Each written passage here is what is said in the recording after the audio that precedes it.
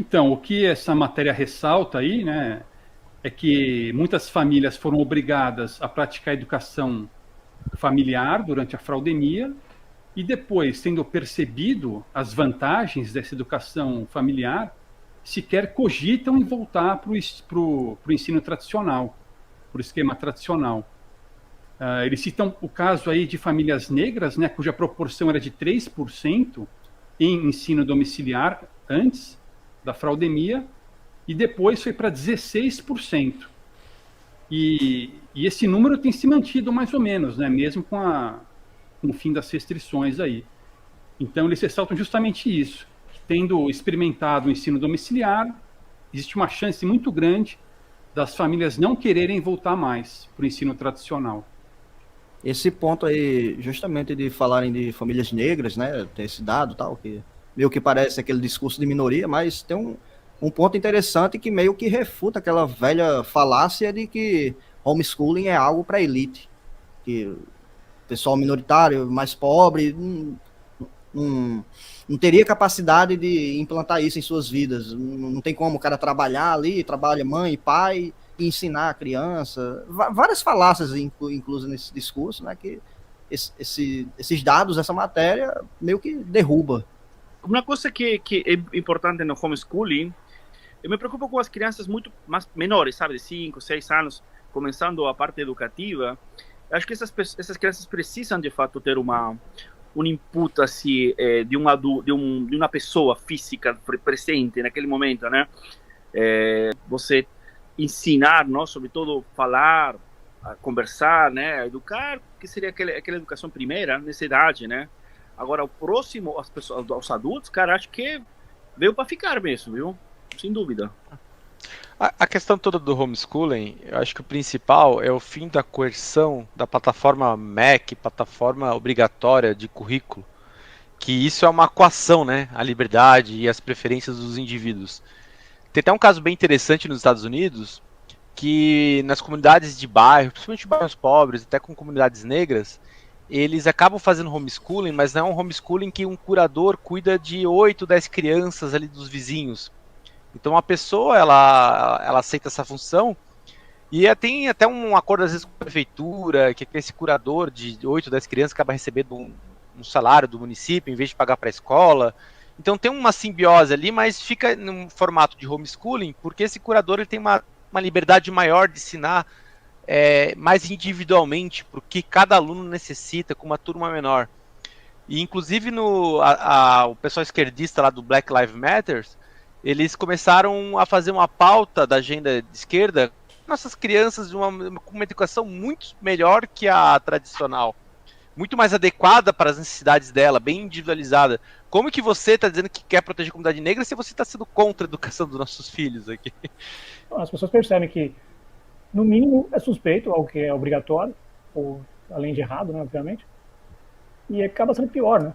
E isso que esse detalhe que o Jaraguá citou fala direto da prática de quanto mais massificado, quanto mais coletivizado fica, quanto maior ampliado o número de alunos ali sob aquele curador, aquele tutor, pior fica, né?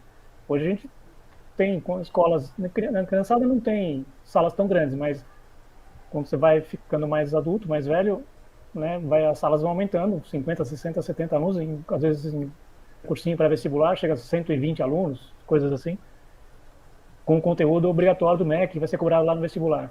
Enfim, a coletivização, quanto maior, pior, né?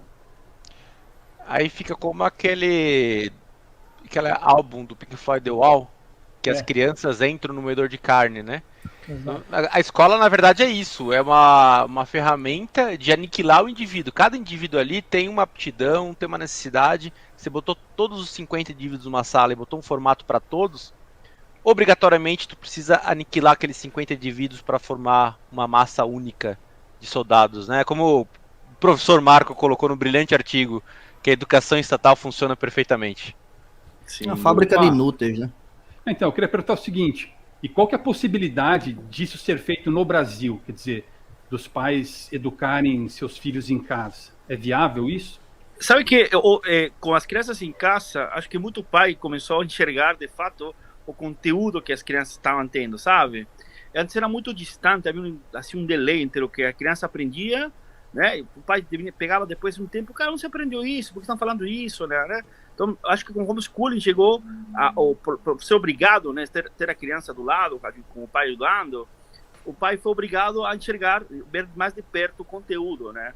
Não sei se isso de alguma forma motivou algum tipo de alteração ou algum tipo de sentimento sobre o que o MEC passa, né? Eu tenho visto que cada vez mais as pessoas optam por algo pela conveniência, pelo utilitarismo e não pela ética, não pelo fato de ser coercitivo, a opção anterior ou não. Então eu acho que a viabilidade disso tem que ter raiz numa motivação cultural, né? De a pessoa querer, as famílias quererem, pelo motivo que cada uma tiver, de se achar melhor ou achar mais fácil ou achar o correto, mas geralmente é porque acham melhor, mais prático, ou mais eficiente no final das contas para o aprendizado da informação, né, dos filhos. E se não for assim, vai continuar do jeito que está. O pessoal fala, não, vou delegar, vou terceirizar, é melhor terceirizar para um terceiro, um quarto, um terceiro do terceiro, organizar, centralizar, aí precisa de um regulador, que não certo e tal, e cai no Estado de novo. Cai na ideia de pedir o Estado de novo. Só pegando um gancho... cultural. Um gancho incluindo também a questão de propriedade intelectual, que até um certo tempo atrás, pouco mais de uma década, ou, enfim, os anos 2000 ali, até essa época era meio que inviável um homeschooling em larga escala aqui no Brasil, principalmente para as famílias mais pobres, classe média, você ter acesso à informação e ao conhecimento, livros, apostilas, que era a fonte, internet não existia, era tudo mato ainda. Então, para uma pessoa comum ter acesso a esses conhecimentos, elaborar uma grade, saber onde buscar, o que fazer, o que ensinar seus filhos, como ensinar, era muito complicado, mas com o advento da internet hoje em dia, que permite a maioria das pessoas burlarem a idiotice que é a propriedade intelectual, essas pessoas passam a ter acesso à informação, a conteúdo de melhor qualidade e mais atualizado do que o que está na escola, porque os conteúdos estabelecidos pelo MEC dependem de um monte de burocracia, que se um livro for lançado hoje e eles quiserem adotar esse livro, ele vai ser implantado daqui 5 anos ou mais, sei lá, tudo demora um infinito. E esse advento da internet e a quebra dessa propriedade intelectual, essas coisas, hoje em dia é muito fácil, é muito difuso. Até mesmo a pessoa mais simples, que tem pouca ou a mínima erudição possível, tem capacidade de criar uma grade para o seu filho, ensinar algo útil, ensinar juntamente a uma profissão, coisas bem melhores do que ir para uma escola, um sistema que é exatamente igual a um presídio, onde o cara vai aprender a obedecer ordens, saber onde é o seu lugar, saber a tolerar o discurso de autoridade. Aliás, fundamentar a sua vida no discurso de autoridade, é isso que a escola ensina, não te ensina a buscar conhecimento, a aprender de verdade, ficar vendo aquelas atividades pré-estabelecidas, onde ele já tem uma sequência de passos que deve seguir, desde o início ele sabe o que tem que fazer, o que tem que estudar, e o que vai fazer com isso, fazer prova, se ensinar a se comparar com os outros, como se fosse uma competição ali, nossa, eu tenho uma nota melhor, eu sou uma pessoa melhor do que aquela outra que não teve, quando que no homeschooling, por exemplo, a questão de prova é uma ferramenta de análise, de ver se o seu filho, se aquela pessoa ali que está sendo submetida a esse método, está aprendendo ou não. Enquanto que no sistema escolar convencional, prova é uma penitência, é um sistema de comparação, onde você vai decidir sua vida ali. Muitas vezes para uma criança de 10 anos tá sendo submetida a uma pressão psicológica dessa. Dito tudo isso, a gente pode concluir o seguinte, que a educação familiar também é um imperativo moral, né? Que se os pais estiverem preocupados com o aprendizado dos seus filhos, eles devem fazer o possível e o impossível para tentar educá-los dessa forma, né? Eu penso assim. Eu não confiaria no Estado para fazer um omelete, eu vou confiar a educação do meu filho. Isso é louco, né? Os professores são tudo 99% esquerdistas, né? Leem a cartilha do Paulo Freire, eles doutrinam as crianças da escola com ideologia de gênero, com aspectos errados ambientais. Teve uma criança da minha família que chegou assim: o ser humano é mau porque mata as árvores. Assim, tipo, condenando a espécie humana porque as pessoas cortam árvores, assim, sendo que é uma ferramenta, né? Tem toda uma ideologia ali da globalista por trás dessas pautas. E isso vai sendo educado na escola. Então, quando você ensina, primeiro que você bota uma educação de verdade, melhor qualidade, e segundo que você evita daquela criança ser propagandeada com informação falsa e errada, né? Mas é uma Pra esteira, se tornar né? um idiota útil da esquerda. Pedagogia do Oprimido, que é o maior trabalho de Paulo Freire, que é o grande ídolo da educação brasileira, o grande pedagogo, demagogo. Se você fizer uma pesquisa nesse livro, uma busca, você vai achar aproximadamente 15 citações a Che Guevara. Por que que num livro de pedagogia, de educação, o cara está citando Che Guevara, onde numa delas ele elogia as formas de punir os dissidentes da Revolução? Sabe que outro dia a minha filha, ela inventou fazer uma lojinha lá na escola. Ela com as amigas queriam vender as coisas que elas não utilizavam, sabe? Estojo, lápis, que ela tinha duplicado. Cara, funcionou uma semana, chegou a coordenadora, proibiu as crianças de fazer o comércio. Falei, cara, você não sabe como é difícil ensinar um ser humano a ser empreendedor, cara. É tão complicado tirar ele da caixa. E uma A escola tradicional é isso, é uma esteira de esquerdista formando esquerdista, né? Moedor de carne.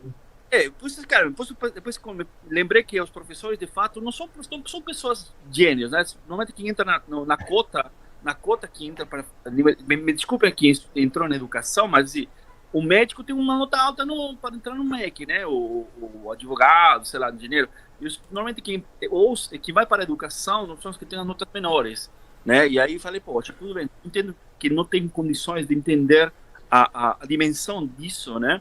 E, obviamente, procurei uma escola na internet que faça esse tipo de trabalho com crianças, que ensinam a respeito. Depois eu vou ver se consigo colocar aqui no link na descrição, passo para nosso amigo Rafael passar, porque acho interessante para uma criança que quer aprender a como funciona um business e uma loja.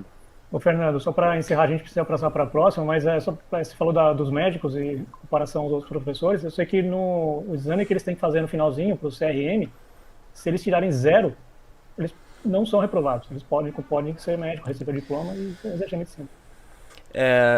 Só respondendo a pergunta do Marco sobre a viabilidade do homeschooling no Brasil, cara, é o seguinte: a gente só vai conseguir fazer homeschooling assim, tipo, uma família é libertária, conservadora, eles vão lá e estabelecem a educação dos filhos, porque se você for depender de uma organização que supostamente é defensora das famílias educadoras, né, e pedindo bênção ao Estado para autorizar ou para ter currículo mínimo ou sei lá o que, sabe? É um negócio muito louco. O Brasil tem uma mentalidade muito estatista. O Brasil é estatista até a alma.